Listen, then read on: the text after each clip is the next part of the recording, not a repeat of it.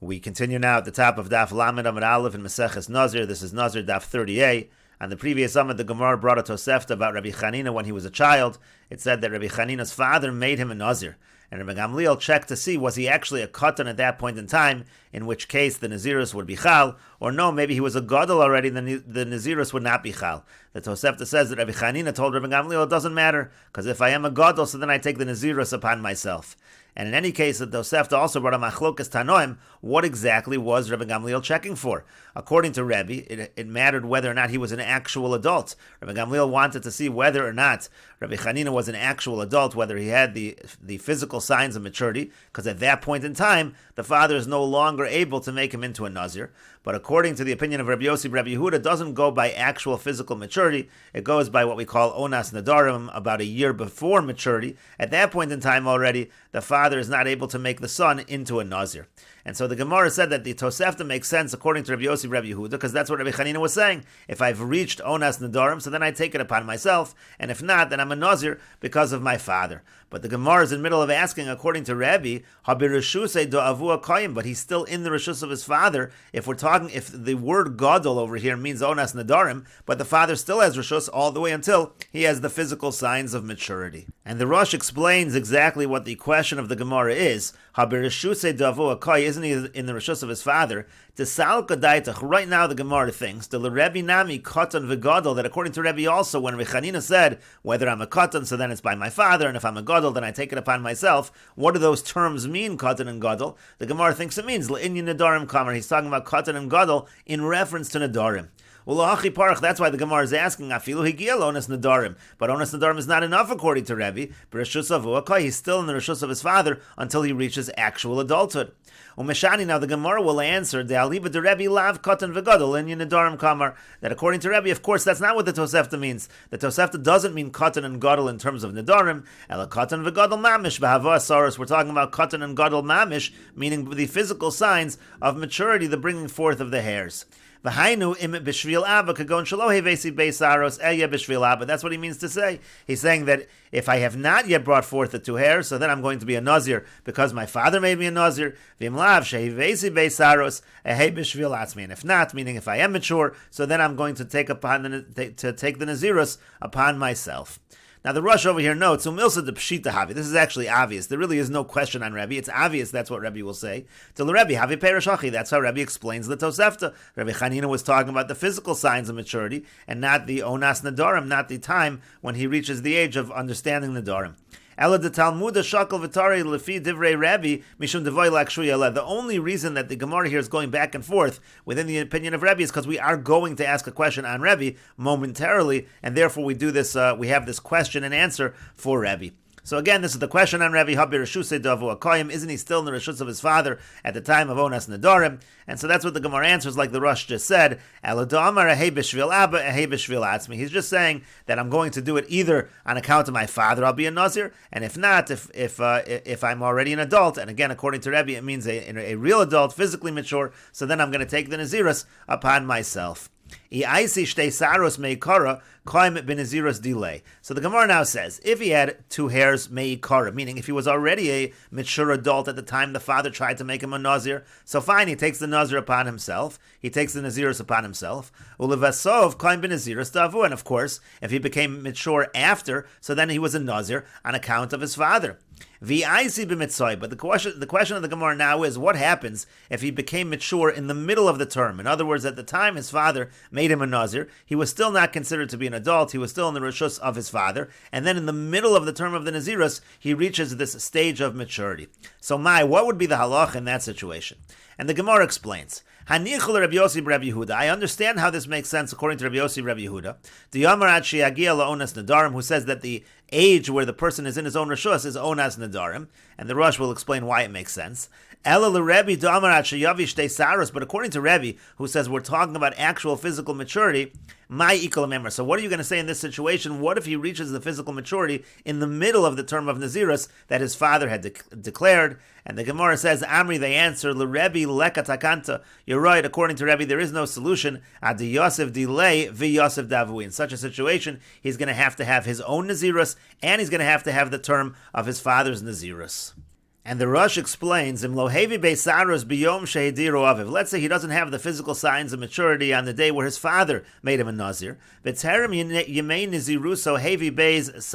then, before the term is ended, he brings forth of these two hairs. He reaches physical maturity.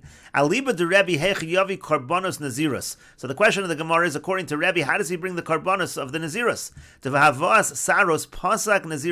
The point over here is that when he brings forth the two hairs, so the Nazirus of the father actually stops. It's cut off in the middle. And now for himself, he's not a Nazir, unless he brought forth of these signs of maturity at the time that he made the condition and said he was going to be a Nazir, which he did earlier. At that time, he wasn't an adult. Now, even if you're going to say that what the child meant was, what Rabbi Chanina meant was, that if he brings forth the signs of maturity before he finishes the Nazirus of his father, that he should be a Nazir himself on his own account, he's still not going to be able to bring the karbanos. He's not going to be able to bring the karbanos immediately when he finishes the term of his father. That's still not going to be possible, because now his Nazirus is going to start. But that's not what the Brisa sounded like. The Brisa sounded like the Mevi Karbonosa b'hashlomas Nazirus aviv below shom safek. He brings the karbonos when he finishes the term of Nazirus of his father. Hanichol Rabbi Yossi bar Yehuda, and the Rosh explains everything makes sense according to Rabbi Yossi bar Yehuda.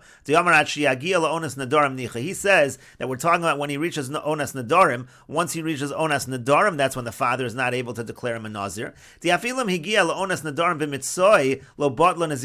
Because what the Rosh says, according to Rabbi Yossi bar Yehuda, is even if the child would reach Onas Nadarim in the middle of the Nazirus of the father, that would not actually nullify the Nazirus of the father. So therefore, that makes perfect sense. In that case, you can simply say, as long as the father declared him a Nazir before Onas Nadarim, that term of Nazirus will follow all the way through.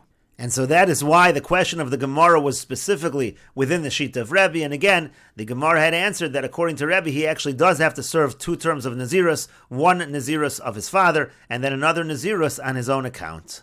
And the Gemara continues with the Mishnah. This Mishnah was brought earlier on Daf Chav Zayin Amud Beis. We noted at the time there are different girsos in the Mishnah. We will read the Mishnah as it is printed here, and we will take a look at the Rush after. The Mishnah says, Ha'ish megaleach al Nazirus aviv. A person is allowed to shave on the Nazirus of his father, meaning if his father set aside money for his own Nazirus, the son can use that money for the karbanos at the end of the term of his Nazirus. Ve'ein ha'isha megalachas al Nazirus aviyah. But a woman is not able to shave on the Nazirus of her father. Keitzad, how so? Misha haya aviv Nazir. Let's say somebody's father was a Nazir. V'hifrish ma'os tumim al Naziruso. And the father separated money, but it's unallocated money. He's going to use the money at the end of the Nazirus for the karbanos. V'meis, and then the father dies. V'yomer, and then the son says, Hareini Nazir al menasha galeach al mos abba. I am a Nazir on the condition that I'm going to shave using the money of my father. Amar Rabbi Yossi says, Harei elu yipulu l'nedava. That money is donated to the Beis Hamikdash to be used for communal karbanos. Ein zeh megaleach al Nazirus aviv. In this case, the person is not allowed to shave on the Nazirus of his father. He cannot use that money to fund his own karbanos. Now, what's the case where the person is able to shave on the Nazirus of his father? Misha Yehuvi aviv Nazirim. Let's say he and his father were Nazirim at the same time. Vehifrish aviv mo stumim Naziruso, and the father separated unallocated money for the karbonos at the end of his Nazirus. V'meis, and he died. Zeu shemegaleach al Nazirus aviv. This is the case where a person is able to shave on the Nazirus of his father. And the Rosh says, Hachi Garsinan, this is the proper text. Ha'ish megaleach al Nazirus aviv, ve'ein ha'isha megalachas al Nazirus aviyah. Again, the son is able to shave on the Nazirus of his father, but not the daughter. Keitzad, how so? Misha Yehuvi aviv Nazirim. So the way the Rosh has the girsa is, the first case is actually where he and his father are Nazirim at the same time. That's where he's not able to shave on the Nazirus of his father. So if they're both Nazirs at the same time, vehifresh aviv mo stumim l'Naziruso, and again the father separates money for his Nazirus. Rabbi Yossi harelu yiplu l'nedava. In this case, it has to be donated the money. She'ein zeh megaleach al Nazirus aviv. He's not allowed to shave on the Nazirus of his father, and the Rosh explains why. Dekevan devechaye aviv Aviv Nadar, since he made this vow while his father was alive. Vayushneim chayav and carbon. At the time he made the neder, they're both chayav a carbon. So then you're going to say he can't say that I'm going to use my father's money because he has an independent chayav. It's independent of the chayav of his father. But Mishaya Aviv Nazir, but let's say his father was a Nazir, and he had money, it was unallocated money, and then the father died, and then the son says after, then the son says, I'm going to be a Nazir on the condition I use that money, so in that situation, he is able to shave using his father's money. And the Gemara says, my time, what is the reason? Why do we make a distinction between a son and a daughter? And we say the son is able to use the funds for his carbon, the funds of his father, but the daughter is not. Rabbi Yochanan says, halachi benazir, this is a halacha. It's like a halacha l'Moshe Misinai by nazir, that only the son can use the money and not the daughter. But the Gemara says, pshita ma'ila memra, this is obvious. What do we even need this halacha for? It's obvious this should be the case. The ben yoresh asaviv baslo, because we know that a son inherits his father, so he's able to use this money, and the daughter generally does not inherit her father. But the Gemara says, no, we need the halacha. Lo no tzricha, it's needed. The lesle elabas. Let's say you have a situation where the father only has a daughter, there are no sons. So there the daughter generally does inherit. Mao detema yorshin gemirin lam. What might you have said? This is just a halacha in Yerusha, and in this case the daughter should be able to use the money. That's what we're going to need the halacha for. We will continue with this discussion in the next video on Daf Lamed Amud Beis.